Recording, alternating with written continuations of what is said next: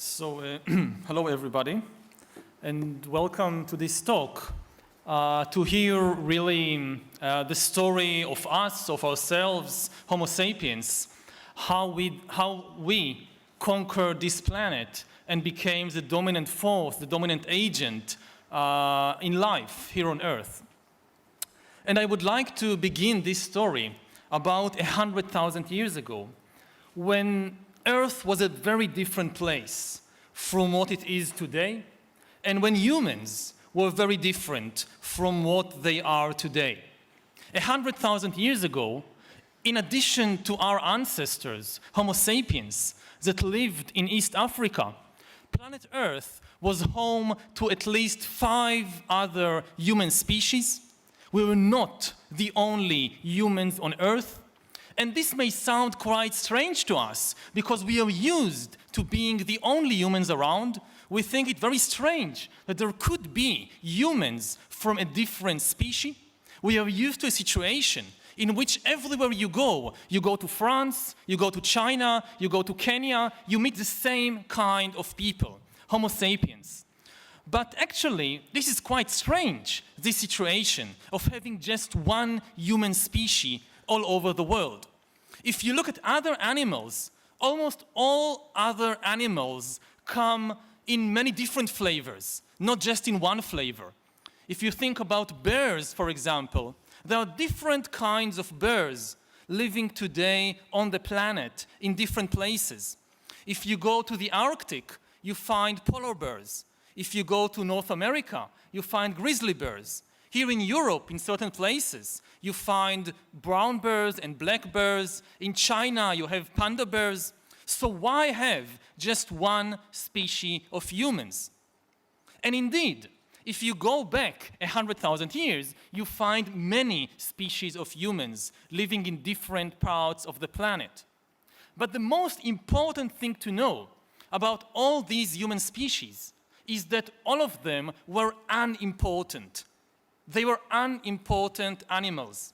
Altogether, if you count all the humans on Earth, you find that back then there were about 1 million humans, and their impact on the world, on the ecological system, on the other animals and plants was quite small, not much bigger than the impact of jellyfish or woodpeckers or bumblebees. We were just another kind of not very important animal. Now, if we fast forward to the situation today, 100,000 years later, and 100,000 years is a very short time in evolutionary terms. It's a very short time. Within this 100,000 years, everything changed. We are now the only human species around, because our ancestors, as they spread from East Africa, drove to extinction all the other human species, all brothers and cousins, in the most ancient, most thorough, and most important ethnic cleansing campaign in history. This is why we are now alone, because we got rid of all the others. And we are no longer insignificant. We are now the most important animal on the planet. To give just a few indications of how important we are, if you count the big animals of the planet, let's discount for a moment all the small insects and microorganisms and so forth, and focus on the big animals of the planet. And you count them. You make a census of the Earth population.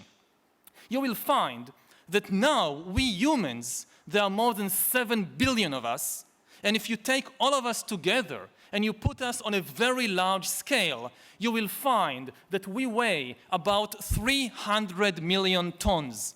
There is 300 million tons of humanity on the planet. Now, who else is on the planet? We have all the domesticated farm animals that we have enslaved to our own needs and desires and whims. And if you take all of them, all the cows and chickens and pigs and so forth, and put them on a very large scale, you will see that they weigh about 700 million tons. Now, who else is on the planet? If you read children's fairy tales, or you watch Disney movies, or you watch the National Geographic channel on television, you might easily come under the impression that the world is full of lions and elephants and whales and alligators and ostriches and penguins. And this is true on television, but it is no longer true in reality. In reality, they are no longer there. If you take all the large animals, all large wild animals of the planet, large, let's say, from a few kilograms and upwards, if you take all the lions, all the giraffes, all the elephants, the whales, the dolphins, the alligators, penguins, and you put them on a very large scale, you find that they weigh about less than 100 million tons. Less than 10% of the population of large animals is still wild animals. And even their survival at present is completely dependent on our desires and decisions. So we've really transformed ourselves from apes, from insignificant apes minding their own business in a corner of Africa. We have transformed ourselves into the gods of planet Earth. And when I say that humans are now becoming gods, this is not meant as a literary metaphor. This is meant in actual fact. We are acquiring the abilities that traditionally, in most mythologies, were considered to be divine abilities. For example, in the book of Genesis, God creates animals and plants and humans according to his wishes. This is a divine ability of creation. We are now acquiring this ability for ourselves.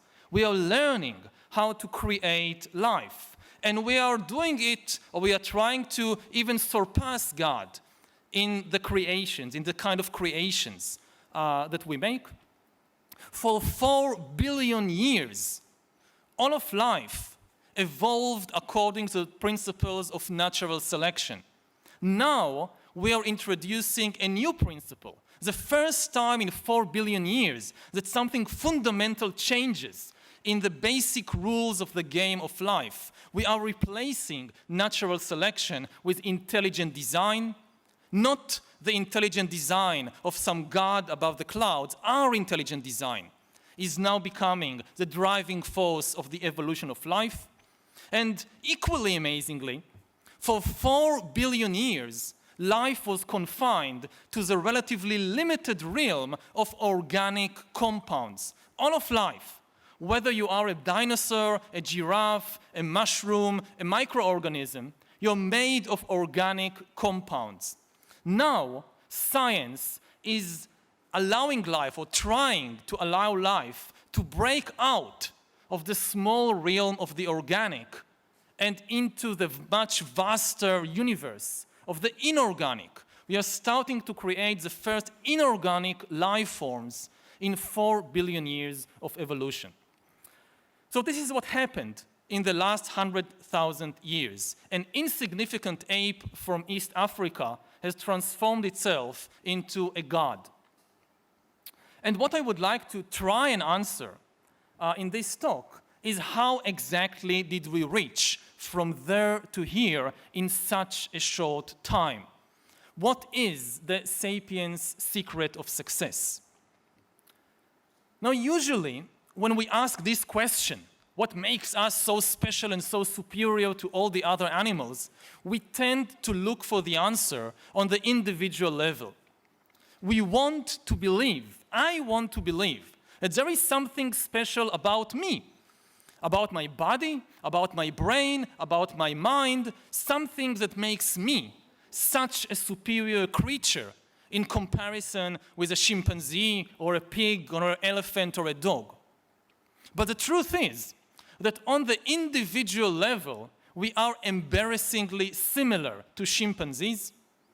And if you take me and a chimpanzee and drop us together on some lonely island, we have to struggle for survival to see who does better, I would definitely place my bets on the chimpanzee, not on myself. And this is not something wrong with me personally.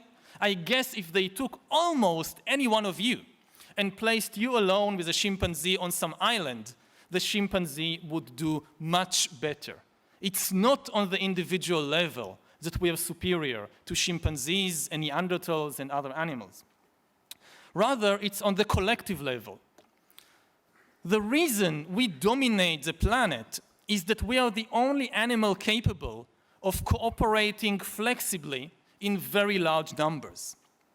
Now, there are, of course, other animals that can cooperate in large numbers. The most obvious example are the social insects, the ants, the bees, the termites.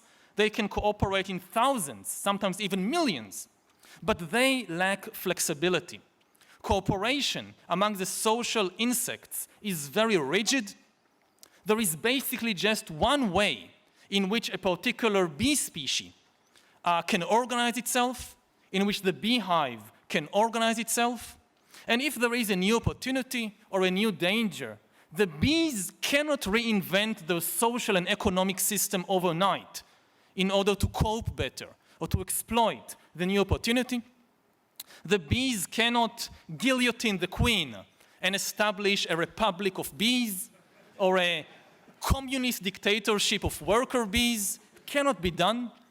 Their system of cooperation is very rigid, takes hundreds of thousands, millions of years of evolution to change something fundamental in the social behavior of bees. Other animals are much more flexible in their social system than bees. These are the social mammals. The social mammals are much more flexible. Wolves, elephants, lions, chimpanzees, they can cooperate in a much more flexible way than bees or ants. But the problem there is that they cooperate only in small numbers, because cooperation among other social mammals, among the chimpanzees, for example, is based on intimate knowledge one of the other. If I'm a chimpanzee and you're a chimpanzee and I want to cooperate with you, I need to know you personally, intimately. I need to know what kind of chimpanzee are you. Are you a nice chimpanzee? Are you an evil chimpanzee? Can I trust you? If I don't know you, how can I cooperate with you? And because it is impossible to intimately be familiar with more than a few dozen individuals, chimpanzees can, maybe 50 chimpanzees can cooperate, 100 chimpanzees can cooperate, but 1,000 chimpanzees cannot cooperate because they cannot cooperate with strangers and they cannot know more than 100 individuals or so. Humans, Homo sapiens, are the only animal, as far as we know, that can combine the two abilities together. We can cooperate very flexibly, even more than chimpanzees, but we can do so in very large numbers, even more than the bees and the ants. We can cooperate even with countless numbers of strangers. So, one versus one, on the individual level, I'm not superior to a chimpanzee. But if you pit 1,000 humans against 1,000 chimpanzees, the humans will win easily because 1,000 chimpanzees simply cannot cooperate. And if you now take 100,000 chimpanzees and cram them together into the Louvre or into the Vatican or into Wall Street or Tiananmen Square, what you will get is complete chaos. In contrast, you can take 100,000 humans and cram them into these places, and what you get are extremely sophisticated and effective networks of cooperation in politics, in economics, in religion, in sports. Even this very lecture that I'm now giving to you is a good example of this unique human ability. I'm standing here in front of something like, I think, 1,000 people. I don't know almost any of you. The vast majority of you are strangers to me. Similarly, I don't really know the people who have organized this event. I don't know the pilot and the crew member of the Air France plane that brought me from Tel Aviv 2 days ago. I don't know the people who invented this microphone and this computer that I'm using in order to convey this talk. I don't know the people who wrote all the books and articles that I've read in preparation for this talk. Nevertheless, even though we don't know each other, all these strangers cooperate effectively to create this intellectual exchange of ideas. This is something unique to humans. You will never find such an example among chimpanzees. Oh, sorry. Chimpanzees, of course, communicate, but only with other chimpanzees who are familiar to them. You will never see a chimpanzee leaving his own or her own territory and traveling hundreds of miles to the territory of some distant chimpanzee band to give them an inspiring talk about humans or bananas or lions or anything else that might interest chimpanzees. They never do so. Of course, not all kinds of cooperation are necessarily nice. All the horrible things that humans have been doing throughout history, and humans have been doing really horrible things for thousands of years, they too are based on our unique ability to cooperate in large numbers.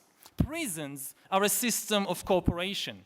Armies and concentration camps and slaughterhouses, these are all systems of cooperations. You need thousands of strangers to cooperate together effectively to have a prison or a slaughterhouse or a concentration camp, which is why chimpanzees don't have any of that.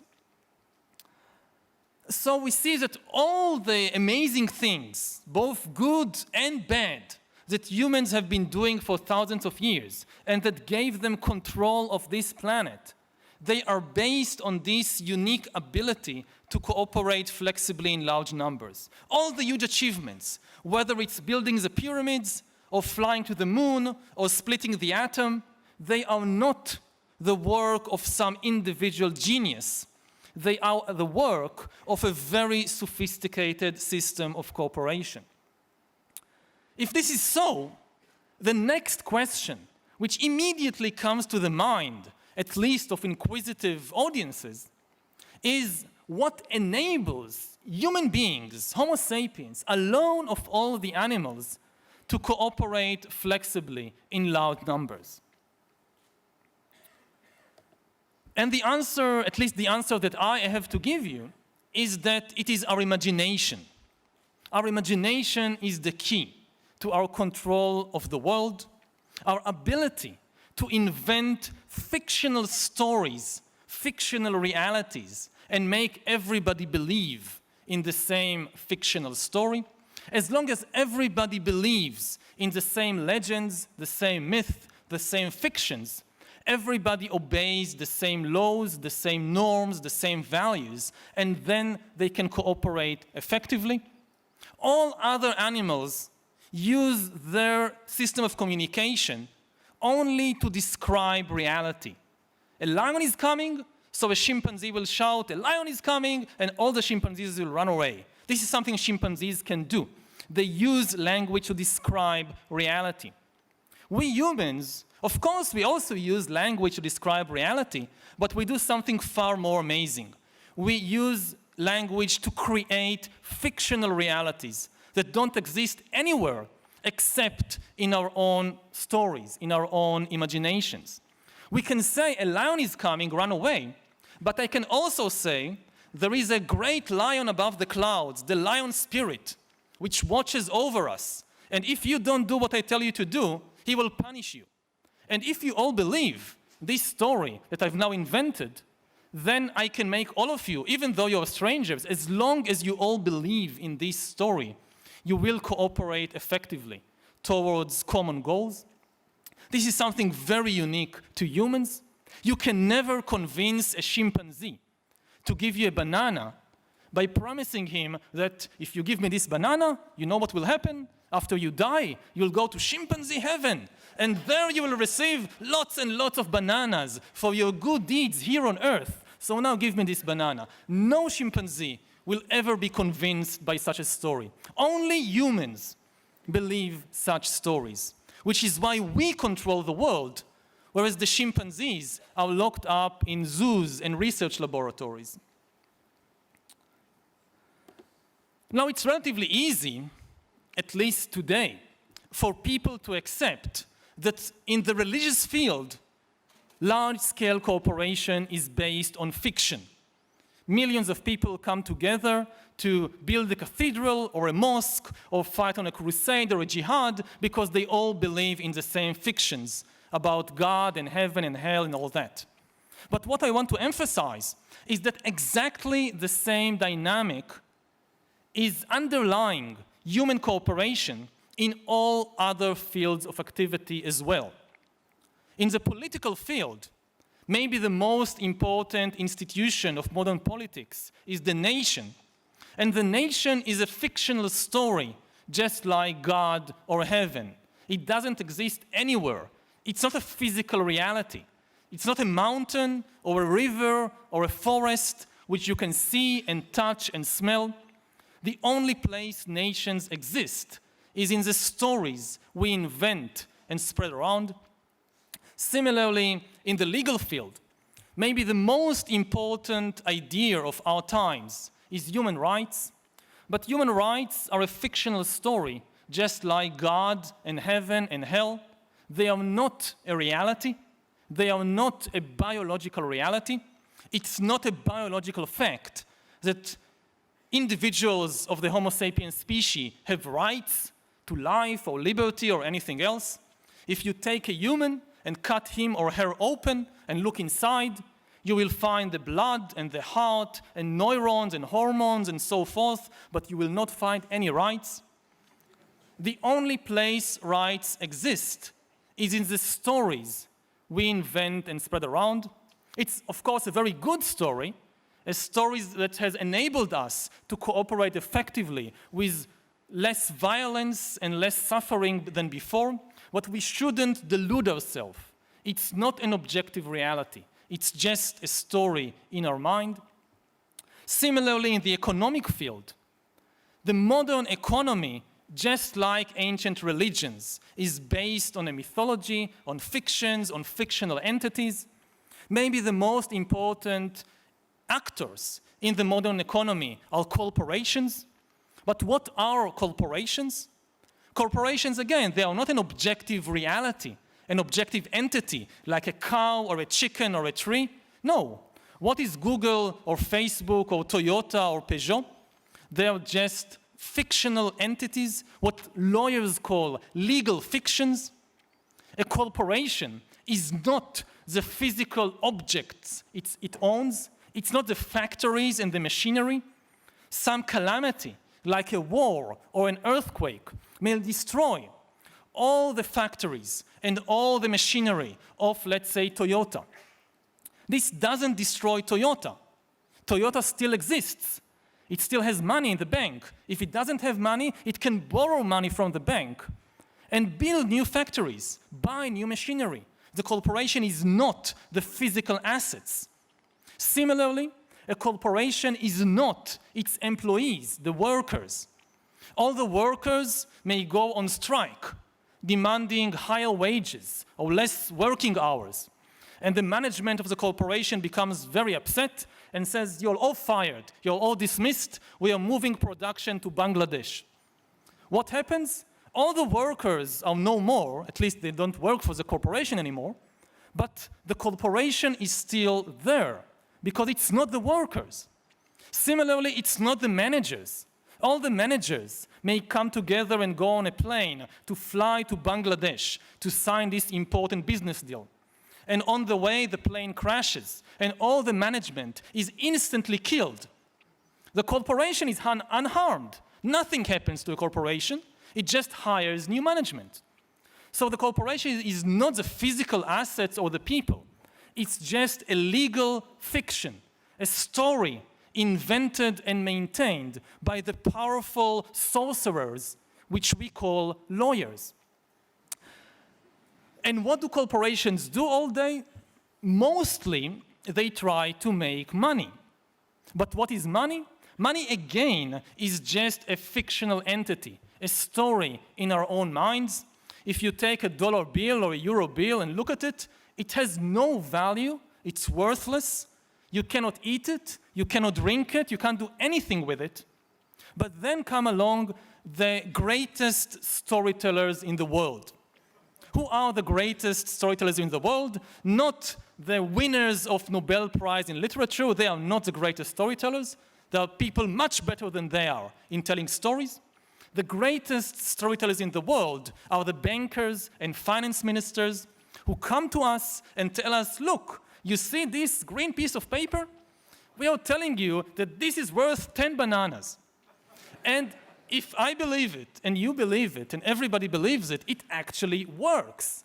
I can take this worthless piece of paper, go to the supermarket, to a stranger whom I've never met before, give him this worthless piece of paper, and get real bananas in exchange, which I can actually eat. This is something amazing that only humans can do. Chimpanzees may trade, may barter. You'll give me a coconut, I'll give you a grapefruit or a banana. This can work with chimpanzees. But you give me a worthless piece of paper and you expect I give you a banana? What do you think I am, a human? It will never work with a chimpanzee.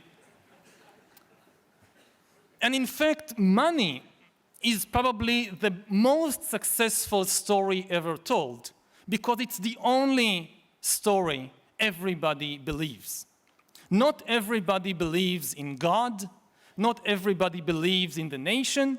Not everybody believes in human rights. But everybody believes in money and in the same kind of money. Even if you think about somebody like, I don't know, the Osama bin Laden or the Islamic State. They hate the United States. They hate American politics and American religion and American culture. But they have nothing against American dollars. When the Islamic State captured cities in northern Syria and Iraq, so they burned the flags and destroyed the statues and the museums and killed people and so forth.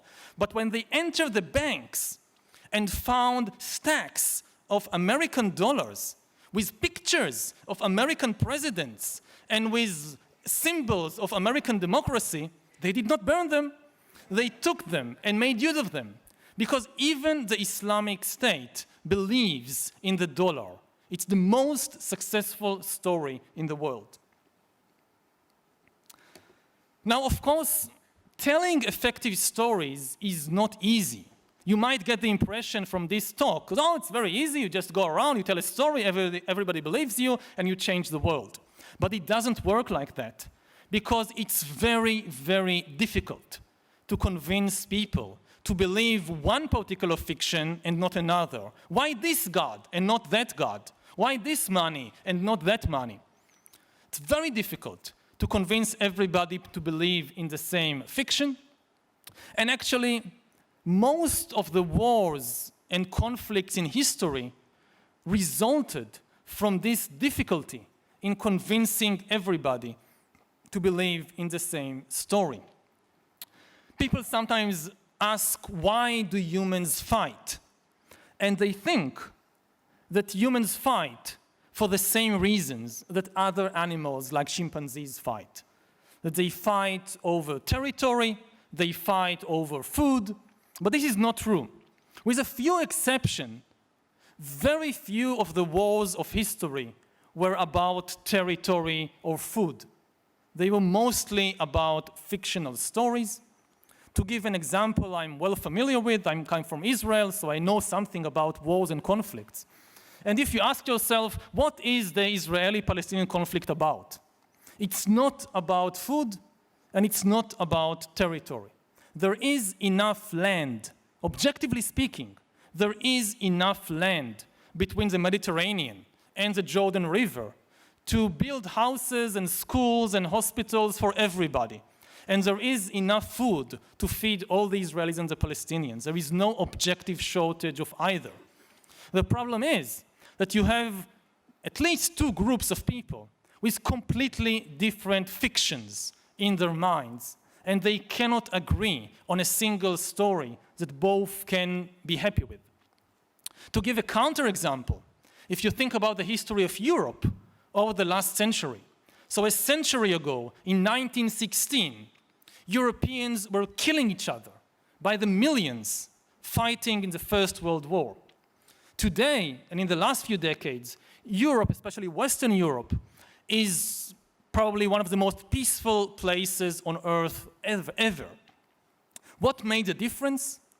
it's not that Europeans discovered new land that they could now share between the Germans and the French and the Italians, so everybody have more land and they are happy. No, you have exactly the same amount of land as before. But the Europeans managed to create a single European story, a single European identity that most of them are happy to live with, at least for now. So this is why there is peace, whereas there was conflict a century ago. To conclude, we can say that humans control this planet, and they now control the future of life, because we live in a dual reality. All other animals live in an objective reality. The reality of a chimpanzee consists of objective entities like mountains and rivers and trees and lions and elephants. We human beings, we also live in an objective reality. In our reality too, there are rivers and trees and lions and elephants. But over the last few centuries, or more correctly, last few millennia, we have constructed, on top of this objective reality, we have constructed a second layer of fictional reality, a reality consisting of fictions like gods, like corporations, like money, like human rights.